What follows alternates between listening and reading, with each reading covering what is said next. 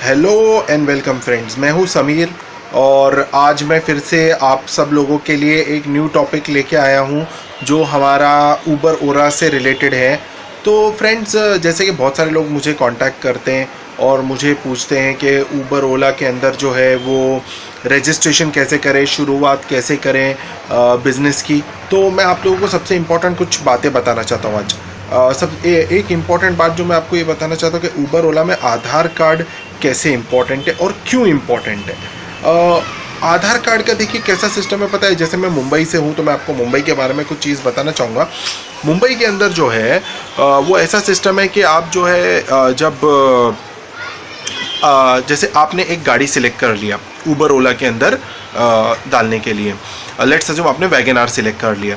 अब wagon are select करने के बाद में कैसा है मालूम है फ्रेंड्स कि हम जब गाड़ी बुकिंग के लिए जाते हैं तो हमको गाड़ी वाला जो है वो ये बोलेगा कि आपके मतलब जो शोरूम है, कार का शोरूम वाला पर्सन है, वो बोलेगा कि ओके आप ओला एंड ऊबर में कार डालना चाहते हो। तो आपसे क्या सवाल पूछेगा, वो ये सवाल पूछेगा कि ओके आप डाउन पेमेंट मतलब पूरा पैसा देके गाड़ी खरीदोगे या लोन पे लोगे।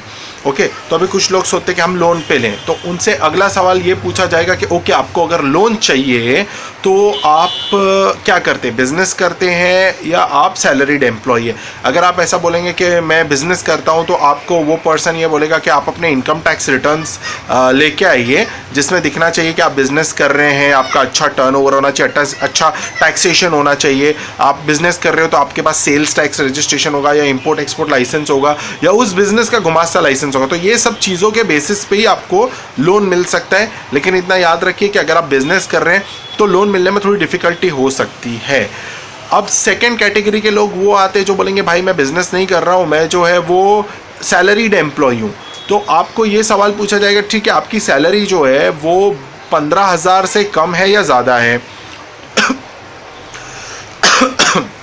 उसका रीज़न ये है कि 15,000 से कम अगर आपकी सैलरी है तो आपको लोन नहीं मिलेगा। ओके, सेकंड चीज़ ये है कि अगर आपने जिस कंपनी में काम किया है ना उस कंपनी में आप कम से कम 6 महीने से जॉब पे होना चाहिए। मतलब आप ऐसा नहीं है कि आपने 1 महीने या 2 महीने पहले जॉब शुरू किया और आप बोलेंगे मुझे लोन मिल जाए, पॉसिबल नहीं है। 6 महीने का होना चाहिए, उसका सैलरी स्लिप होना चाहिए। वेरिफिकेशन करने के लिए वो लोग आपसे आपका बैंक स्टेटमेंट भी मांगेंगे जिसमें कंपनी ने आपको सैलरी क्रेडिट किया हो, मतलब सैलरी ट्रांसफ़र किया हो।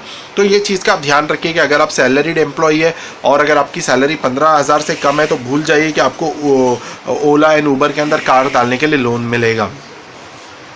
तो ये बेसिक रिक्वायरमेंट्स हो गई लोन से रिलेटेड जो आपको शोरूम वाला बताएगा। ओके, इससे पहले मैं आपको ये भी बता दूं कि अगर आप में से कोई भी पर्सन जो है जिसको इनकम टैक्स रिटर्न फाइल करवाना है तो ठीक है, तो आप क्या कर सकते हैं। अगर आपको इनकम टैक्स रिटर्न फाइल करवाना है ना तो हमारा नंबर स्क्रीन पे दिया हुआ है नीचे, आप हमें कांटेक्ट कर सकते हैं या व्हाट्सएप कर सकते हैं। हम लोग जो है आपको इनकम टैक्स रिटर्न बनवा के दे सकते हैं। और अधिक जानकारी के लिए आप हमारे और भी वीडियोस देखें जिसमें हम लोगों ने ओला और ऊबर के बारे में और भी जानकारी दी है। Thanks for watching, bye bye, Sameer here. और हाँ, एक और इम्पॉर्टेंट चीज़, आप मेरा वो वीडियो ज़रूर देखिए जिसमें मैंने ये बताया कि प्रॉब्लम्स क्या फेस कर रहे हैं ओला एंड ऊबर के ओनर्स। चैनल को सब्सक्राइब ज़रूर कीजिए क्योंकि मैं और ऐसे इंपॉर्टेंट वीडियोस डालते रहूँगा तो आपको और भी जानकारी मिलेगी कि किस तरीके से बिज़नेस करना है। और मैंने बहुत सारे इंटरव्यूज़ भी दिए हैं दूसरे लोगों के साथ में जो ये बता रहे हैं कि जो बिज़नेस ऑलरेडी कर रहे हैं ओला ऊबर में और जो करने वाले हैं, इनके सब इंटरव्यूज़ है। आप ये देखोगे तो आपको और आइडिया मिलेगी किस तरीके से बिज़नेस करना है। Thanks for watching, take care, bye.